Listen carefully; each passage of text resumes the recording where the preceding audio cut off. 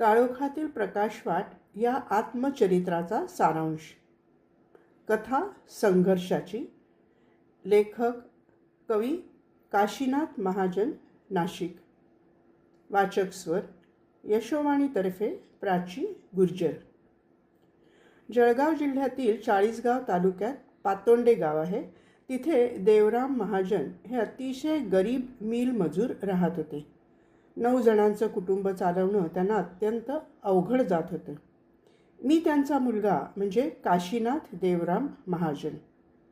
माझं प्राथमिक शिक्षण गावातील शाळेत झालं. हुशार मुलगा म्हणून शाळेत व घरी माझं कौतुक व्हायचं. इयत्ता 4थीत असताना शासकीय विद्यानिकेतनसाठी स्पर्धा परीक्षा नव्यानेच सुरू झाली होती. या परीक्षेचं वैशिष्ट्य असं की त्यात उत्तीर्ण झालेल्या मुलांपैकी 6-7 जिल्ह्यातून फक्त 30च मुलांची निवड केली जात असे. त्यांना शासकीय विद्यानिकेतनात प्रवेश मिळायचा. अशी विद्यानिकेतनं महाराष्ट्रात फक्त 4च होती. माझा जळगाव जिल्हा तत्कालीन मुंबई विभागात असल्याने या विभागासाठी नाशिक इथे शासकीय विद्यानिकेतन होतं. या परीक्षेत उत्तम गुण मिळाल्याने मला नाशिकच्या विद्यानिकेतनात प्रवेश मिळाला. शाळेतील शिक्षण, निवास, भोजन उच्च प्रतीचं होतं. कला, क्रीडा, संगीत व विविध छंद आत्मसात करण्यास तिथे वाव होता. शासकीय विद्यानिकेतनात आपल्या मुलाला प्रवेश मिळाला याबद्दल देवराम महाजन यांना फारच आनंद झाला होता. गावात व आजूबाजूच्या परिसरात माझा व वडिलांचा सत्कार करण्यात आला होता. मी नव्या शाळेत खूपच उत्साहाने अभ्यास करू लागलो. मला इयत्ता 6वीत असतानाच पहिली कविता सुचली. तिच्या 2 ओळी प्रस्तुत करत आहे.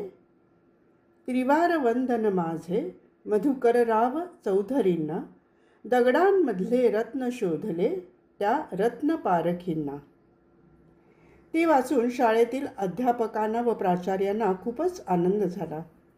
नियतीला मात्र माझं वैभव पाहावलं नाही. माझी नजर हळूहळू कमी होऊ लागली. वयाच्या 12व्या वर्षी मला लिहिणं वाचणं अशक्य झालं. तरीही प्राचार्यांनी माझं नाव शाळेतून कमी केलं नाही. मुलांनी व अध्यापकांनी मला सहकार्य करावं असं त्यांनी सुचवलं. वाचक व लेखनिकाच्या मदतीने माझं शिक्षण सुरू राहिलं. माझे वडील मात्र मुलगा अंध झाल्यामुळे फारच खचून गेले. त्यातच ते जिथे काम करत होते ती मिल बंद पडली. कमाईचं काहीच साधन राहिलं नाही. त्यांच्या जीवाची खूपच घालमेल झाली. मी 9वीत असतानाच त्यांचं दुःखद निधन झालं. संसार उघडा पडला. तरी आईने धीर सोडला नाही. शेतमजुरी करून ती कसेबसे 2 घास मुलांच्या मुखी घालू लागली. मी अंध झालो तरीही कविता करणं सोडलं नाही. जो निसर्ग मनात साठला होता त्या आधारे निसर्ग कविता करणं चालूच होतं. त्याबरोबरच देशभक्तीपर, वैचारिक व सामाजिक कविताही करू लागलो. शाळेतील साप्ताहिकात व वार्षिक विशेष अंकात माझ्या कवितांना मानाचं पान मिळू लागलं. मी मनाशी ठरवलं की जीवनात आला अंधार तरीही सोडणार नाही निर्धार. कविताच देतील मला आधार आणि दिव्य प्रेरणांचा साक्षात्कार. अध्यापक आणि मित्रांच्या सहकार्यामुळे तसंच प्राचार्यांच्या माझ्यावरील कृपादृष्टीमुळे माझं अंधत्व मला फारसं त्रासदायक वाटलं नाही. अभ्यास उत्तरोत्तर उत्तमच होत गेला. त्यामुळेच तत्कालीन 11वी म्हणजेच मॅट्रिकच्या परीक्षेत मला नेत्रदीपक यश मिळालं. 24 जून 1973च्या साप्ताहिक गावकरी या नाशिकच्या वर्तमानपत्रात ही अधुरी कहाणी या शीर्षकाखाली माझ्याविषयी प्रदीर्घ लेख प्रकाशित झाला. शासकीय विद्यानिकेतनाची सुविधा 11वीपर्यंतच असल्याने मला गावी परत यावं लागलं. दुर्दैवाची गोष्ट अशी की दुष्काळात 13वा महिना या म्हणीप्रमाणे 1971 ते 73 अशी सलग 3 वर्ष भारतात भीषण दुष्काळ पडला होता. शेतं ओसाड पडली होती. भारतातील अन्नसाठा संपला होता. अमेरिकेतून निकृष्ट प्रकारची लाल ज्वारी आणि मका आयात करण्यात आला होता. जनतेच्या पोटाची जेमतेम व्यवस्था झाली होती. रोजगारासाठी पाझर तलावाचं खोदकाम सरकारनं सुरू केलं होतं. मी अंध असूनही आईबरोबर पाझर तलावाच्या कामांना जात असे. मजुरी फक्त 8 आणे मिळायची. अनेकदा ठेच लागून पडायचो, पण तसाच उठायचो. मला पुढं शिकायचं होतं. गावापासून 8 किलोमीटर अंतर असलेल्या चाळीसगाव कॉलेजात प्रवेश मिळवण्यासाठी मी धडपड सुरू केली. या कामात माझ्या काकांनी मला मदत केली. आज पावेतो त्या कॉलेजात कुणीही अंध शिकला नव्हता. अनेकदा विनंत्या करूनही तिथे प्रवेश मिळत नव्हता. मी मात्र प्रयत्न करणं सोडलं नाही. अखेर प्रवेश मिळाला. कॉलेजला जाण्यासाठी गाडी भाडं देणं मला शक्य नव्हतं. त्यामुळे मी रोज 8 किलोमीटर पायीच जाऊ लागलो. दरम्यानच्या काळात चाळीसगावच्या अंधशाळेत ब्रेल लिपीचं शिक्षण घेतलं. त्यामुळे मला कॉलेजच्या नोट्स काढता येऊ लागल्या. खूप अभ्यास करू लागलो. 1977 साली राज्यशास्त्र विषयात BA उत्तम गुण मिळवून उत्तीर्ण झालो. त्या काळात अंधांना नोकरी मिळणं अवघड होतं. मला कळलं की पुण्याला अंधांसाठी एक शेल्टर वर्कशॉप आहे. तिथे अंध लोक खुर्च्या विणतात, खडू तयार करतात. त्यासाठी तिथे प्रशिक्षणाची सोय आहे. भोजन व निवास मोफत आहे. शिक्षणाची अट नाही. मी BA उत्तीर्ण असूनसुद्धा त्या वर्कशॉपमध्ये प्रवेश घेतला. 1978 साली महाराष्ट्र शासनाने पदवीधर अंधांसाठी एक योजना सुरू केली होती. महाराष्ट्रातून दरवर्षी एका पदवीधर अंधास अंध शिक्षक प्रशिक्षणासाठी निवड पद्धतीने प्रवेश मिळणार होता. त्यावेळेस भारतात फक्त 4च प्रशिक्षण केंद्र होती. गुजरात, महाराष्ट्र, मध्य प्रदेश या 3 राज्यांसाठी मुंबई इथे प्रशिक्षण केंद्र होतं. 1978 साली अंध शिक्षक प्रशिक्षणासाठी माझी निवड झाली. या प्रशिक्षणात प्रथम क्रमांकाने उत्तीर्ण झाल्यामुळे तत्कालीन गृहराज्यमंत्री भाई वैद्य यांच्या शुभहस्ते मला मृणालिनी पिंगळे अवॉर्ड देण्यात आलं. 1979 साली शासकीय बहुउद्देशीय संमिश्र केंद्र सोलापूर इथे माझी विशेष शिक्षक पदावर नियुक्ती झाली. माझं काव्यलेखन अखंड चालूच होतं. अनेक ब्रेल व डोळस वर्तमानपत्र, मासिकं यातून माझ्या कविता प्रकाशित होत होत्या. त्या शाळेतील अंध, मूक, बधिर व अपंग मुलांना पाहून माझ्या मनात आलं की यांच्या जीवनात नवं चैतन्य निर्माण करावं. त्यासाठी छान छान गाणी रचावी. त्यांना सहज सोपी चाल लावावी. मुलांना माझी गाणी आवडली. नाते प्रगतीशी या माझ्या कवितेने सोलापूरमध्ये क्रांती घडवली. तिच्या 2 ओळी प्रस्तुत करत आहे. विज्ञानाची संगत आम्हा हेलन केलर पाठीशी, मना मनाला पटवून देऊ नाते आमचे प्रगतीशी. अनेक वर्तमानपत्रांनी या कवितेविषयी लेख लिहिले. सोलापूरचे तत्कालीन जिल्हाधिकारी रत्नाकर गायकवाड यांनी या कवितेचं कौतुक केलं. 1981 हे साल जागतिक अपंग वर्ष म्हणून जाहीर झालं होतं. गायकवाड साहेबांनी त्यानिमित्त अनेक उपक्रमात मला सहभागी करून घेतलं. तत्कालीन शिक्षक आमदार प्रकाश एलगुलवार यांनी माझ्या सहकार्याने सोलापूर येथे राष्ट्रीय अंधजन मंडळाची जिल्हा शाखा स्थापन करून माझी नियुक्ती सरचिटणीस पदावर केली. अंध व्यक्तींचा विवाह होणं हे त्या काळात जवळजवळ अशक्य होतं. अंधही शासकीय नोकरी करतो हे कुणीही मान्य करत नव्हतं. फार खटपट केल्यानंतर मामाच्या मुलीशी माझा विवाह झाला. 1986 साली माझी बदली पुणे इथे झाली. पुणे इथे असतानाच लोणावळा येथील कैवल्यधाम या आंतरराष्ट्रीय इंग्रजी माध्यमाच्या योग शिक्षक प्रशिक्षण केंद्रात मला प्रशिक्षण घेण्याचा योग आला. अनेक देशातील डोळस प्रशिक्षणार्थी असतानाही मी तिथे उत्तम प्रावीण्य संपादन केलं. पुणे इथे असतानाच समाजशास्त्र विषयात प्रथम श्रेणीत MA उत्तीर्ण झालो. पुणे महानगरपालिकेने आदर्श शिक्षकाचा पुरस्कार मला प्रदान केला. 1999 साली नाशिक येथील शासकीय अंधशाळेत माझी बदली झाली. येथील मुलांना संगीत शिकवलं जात होतं. माझ्या गीतांना संगीताची साथ मिळू लागली. त्यामुळे माझी नवनवीन देशभक्तीपर व सामाजिक गीतं नावारूपाला आली. सौ शारदा गायकवाड या स्वाध्यायी समाजसेविकेच्या पुढाकारामुळे ज्योती कलश हा माझा पहिला काव्यसंग्रह 2002 साली व चैतन्य चक्षू हा दुसरा काव्यसंग्रह 2004 साली प्रदर्शित झाला. नाशिक जिल्हा परिषदेने आदर्श शिक्षक पुरस्कार देऊन माझा गौरव केला. समाज कल्याण खात्याच्या नाशिक विभागीय कार्यालयाने उत्कृष्ट शिक्षक पुरस्कार मला दिला. राष्ट्रीय अंधजन मंडळाच्या महाराष्ट्र राज्य शाखेने राज्यस्तरीय आदर्श शिक्षक पुरस्कार मला प्रदान केला. याच काळात स्वाध्याय प्रणीत तत्वज्ञान विद्यापीठाच्या 4 परीक्षा मी उत्तीर्ण झालो. त्यातील विचक्षण परीक्षेत मला जागतिक मेरिट प्राप्त झालं. माझ्या जीवनात अभूतपूर्व असा योग चालून आला. आजवर कुठल्याही शासकीय अंधशाळेतील अंध शिक्षकाला अधीक्षकाचं पद प्राप्त झालेलं नव्हतं, परंतु मला ते मिळालं. शासकीय अंधशाळा कुडाळ, जिल्हा सिंधुदुर्ग इथे अधीक्षक पदावर मी रुजू झालो. त्या काळात कोकणातील कोकण मराठी साहित्य परिषदेशी मी जोडला गेलो.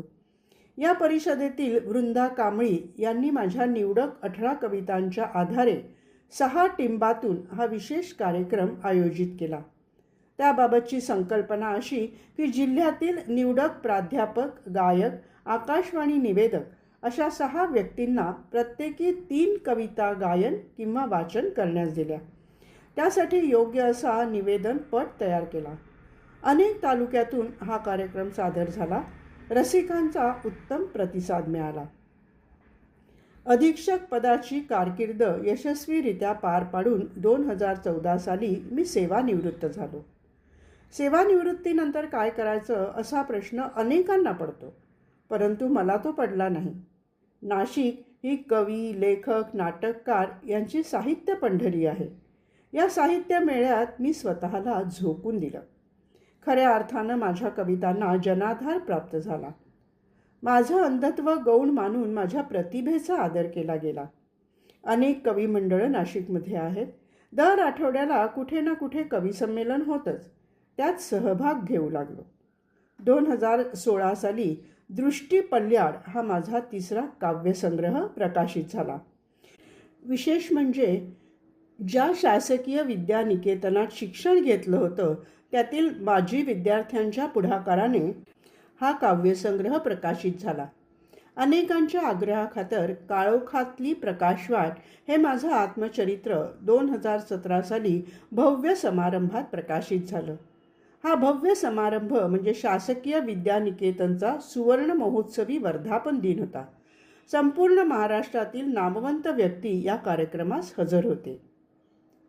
इस्कॉन या आंतरराष्ट्रीय संस्थेने भगवद्गीतेवर आधारित गीता प्रज्ञा ही स्पर्धा परीक्षा आयोजित केली होती. या परीक्षेत 94% गुण प्राप्त करून प्रथम क्रमांक प्राप्त झाल्यामुळे डॉक्टर सुब्रमण्यम स्वामी यांच्या शुभहस्ते मला ₹15,000चा पुरस्कार एका भव्य समारंभात प्राप्त झाला. सेवानिवृत्तीनंतरचा काळ अधिक सुखाचा व अधिक कार्यमग्न होण्यासाठी बोलका कम्प्युटर व बोलका मोबाईल हाताळण्याची कला मी अवगत केली.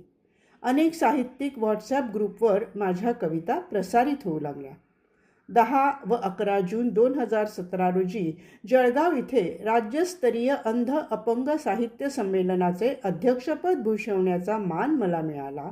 तसेच 2017 साली लिम्का बुक रेकॉर्डसाठी सलग 24 तास कवी संमेलन पुणे इथे माझ्या अध्यक्षतेखाली संपन्न झाले. राज्यभरात अनेकदा अंध अपंगांच्या कवी संमेलनाचे अध्यक्षपद मी भूषवले. तसंच डोळस कवींच्या अनेक संमेलनात माझ्या कवितांना तसेच काव्यसंग्रहांना राज्यस्तरीय पुरस्कार प्राप्त झाले आहेत. ऑनलाईन काव्यस्पर्धेत वारंवार पुरस्कार प्राप्त होत आहेत. गझल या काव्य प्रकारातही माझी यशस्वी वाटचाल चालू आहे. माझ्या मराठी व अहिराणी कविता वृत्तबद्ध व छंदोबद्ध असल्याने संपूर्ण महाराष्ट्रातून अनेक जण त्या कवितांचं गायन करून ऑडिओ पाठवतात. काही यूट्यूब चॅनलवर त्या गायनाचे व्हिडिओ प्रसारित करण्यात येतात. डिसेंबर 2021मध्ये नाशिक इथे संपन्न झालेल्या अखिल भारतीय मराठी साहित्य संमेलनात दूरदृष्टी या माझ्या 4थ्या काव्यसंग्रहाचे व काळोखातली प्रकाशवाट या आत्मचरित्राच्या विस्तारित आवृत्तीचं प्रकाशन झालं. व्हॉट्सॲपवर माझ्या कविता नियमित वाचणारे नाशिकमधील सुप्रसिद्ध डॉक्टर रवींद्र शिवदे यांना माझ्या कविता व गझल इतक्या आवडल्या की त्यांनी नवीन काव्यसंग्रह काढण्याचा मला आग्रह केला. एवढंच नव्हे तर प्रकाशन सोहळ्याची जबाबदारी त्यांच्या जीवलक सेवा मंडळाने उचलली. अशा प्रकारे प्रतिभेचे नंदनवन हा माझा 5वा काव्यसंग्रह जानेवारी 2023 प्रकाशित झाला. माझ्या गझला रसिकांना फार आवडू लागल्या. खुद्द गझलगुरू सुप्रसिद्ध गझलाकारा उर्मिलामाई बांदिवडेकर यांच्या पुढाकाराने व नाशिक कवी समूहाच्या सहकार्याने मे 2024 पान हिरवे या मनाचे हा माझा पहिला गझल संग्रह प्रकाशित झाला. अशा प्रकारे 5 काव्यसंग्रह, 1 आत्मचरित्र व 1 गझल संग्रह प्रकाशित झाले. कवितांना व पुस्तकांना अनेक राज्यस्तरीय पुरस्कार मिळाले आहेत. अशा प्रकारे माझा यशस्वी जीवन प्रवास चालूच आहे. अंधत्वाबद्दल मी देवाला कधीही दोष दिला नाही, कारण सर्वसामान्य माणसाप्रमाणेच मी आयुष्य जगलो. माझा मुलगा उत्तम प्राथमिक शिक्षक असून मुलीचे LLB झाले असून तिचे पती भारतीय लष्करात लेफ्टनंट कर्नल पदावर आहेत. 4 नातवंडांसह आमचा परिवार सुखी आहे. कथा संपायच्या आधी मला प्रामाणिकपणे कबूल करावंच लागेल की माझ्या जीवन प्रवासात माझी पत्नी सौ रेखा हिने अत्यंत महत्त्वाची भूमिका पार पाडली आहे. शेवटी जाता जाता एक स्वरचित कविता सादर करत आहे. चैतन्य चक्षु वृत्त आनंदकंद. चैतन्य चक्षु अपुले जागे सदैव ठेवू, अंधत्व भेदुनी हे जगणे सतेज ठेवू. शिखरास उंच पाहू पंखात जिद्द ठेवू, ध्येयास गाठण्याला उत्तुंग झेप घेऊ. नैराश्य टाळण्याला गाणे मधुर गाऊ, नैराश्य टाळण्याला गाणे मधुर गाऊ. अंधत्व भेदुनी हे जगणे सतेज ठेवू. सृष्टी दिसे न काही मज मान्य न्यूनताही, दैवास दोष द्यावा ऐसे न यात काही. सृष्टी दिसे न काही मज मान्य न्यूनताही, दैवास दोष द्यावा ऐसे न यात काही. जन्मास पाहण्याची दृष्टी सकार ठेवू, अंधत्व भेदुनी हे जगणे सतेज ठेवू. नेत्रांध हो कुणी हा प्रारब्ध जीवनाचा, नेत्रांध हो कुणी हा प्रारब्ध जीवनाचा. स्वार्थांध वासनाधीन हा दोष मानवाचा. टाळून या विकारा गुणवान सर्व होऊ, अंधत्व भेदुनी हे जगणे सतेज ठेवू. काही असे करू की दीपवू अखिल विश्व, काही असे करू की दीपवू अखिल विश्व. म्हणतील अंध असुनी झाला प्रकाश पर्व, म्हणतील अंध असुनी झाला प्रकाश पर्व. अंधार आवसेचा दीपावलीत भुषवू, अंधार आवसेचा दीपावलीत भुषवू. अंधत्व भेदुनी हे जगणे सतेज ठेवू. काशीनाथ महाजन, नाशिक. Phone number 9860343019. याबरोबरच आत्मचरित्राचा हा सारांश इथे समाप्त होत आहे. धन्यवाद.